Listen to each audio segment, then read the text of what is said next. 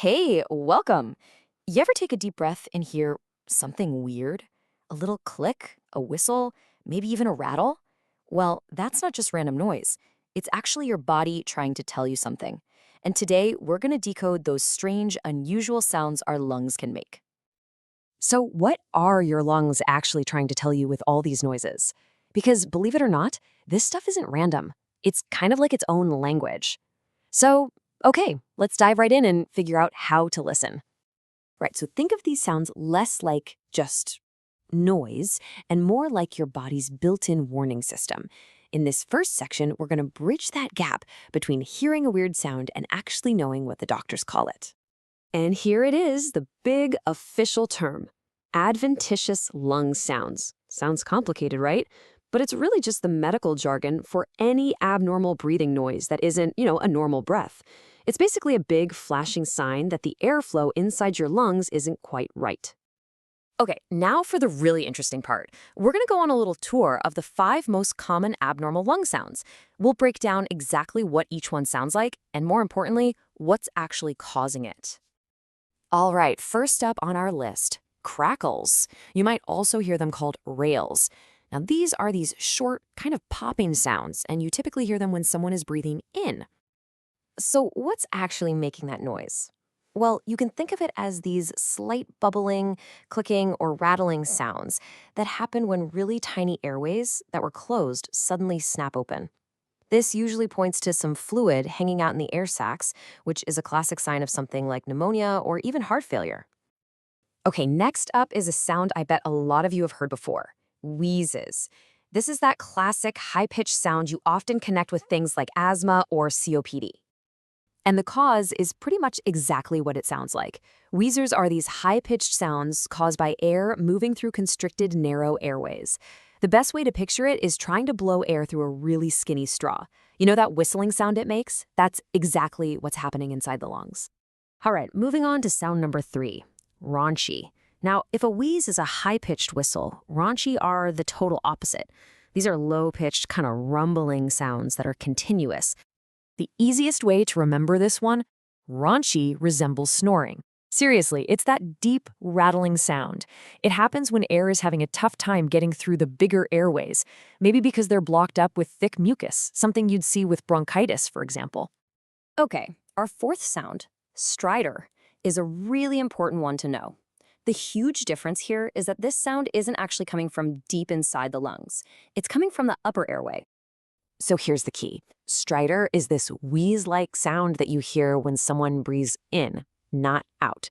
And it's caused by a blockage way up high, like in the windpipe or the back of the throat.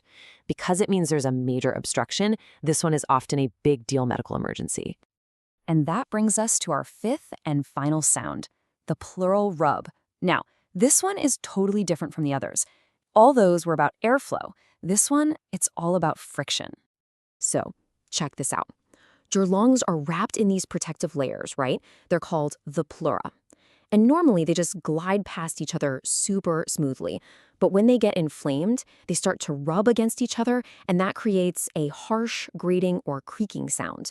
The best description I've heard is it sounds like walking on fresh snow or rubbing 2 pieces of leather together. Kind of creepy, right? Okay, let's do a super quick recap of those 5 sounds. The big thing to remember is timing. Crackles and stridor, you hear those when you breathe in. Wheezes and rhonchi, those usually happen when you breathe out. And that pleural rub, that weird grating sound, you can often hear that one during both the in-breath and the out-breath. Okay, so we're getting good at identifying the sounds, but what do they actually mean? What's the so what? Well, now we're going to decode the causes and connect these sounds to real, specific health conditions. You gotta think of these sounds as clues for a doctor. It's like detective work. For example, pneumonia fills up those tiny air sacs with fluid, right? So the crackles you hear are literally the sound of those sacs popping open.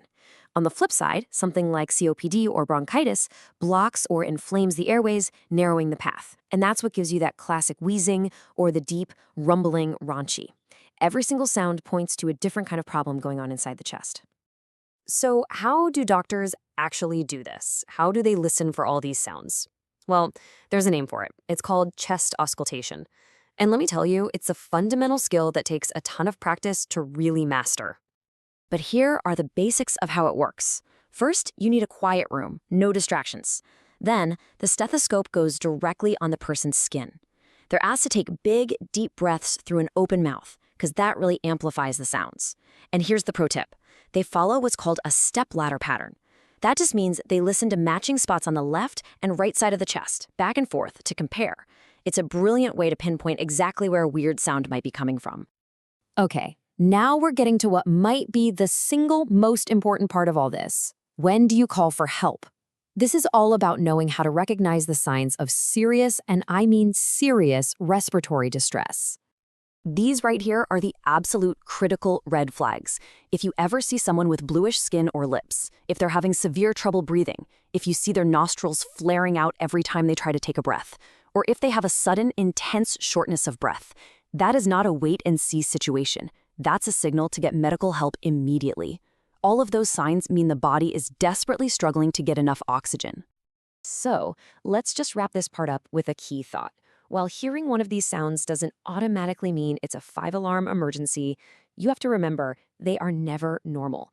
Any new or unusual sound you hear when you breathe is your body's way of raising a flag and saying, hey, something's not right in here. And that absolutely deserves a conversation with your doctor. And that really leaves us with this one last thought to chew on. Your body is constantly speaking a language all its own. It's this whole symphony of sounds that tells the story of what's happening inside.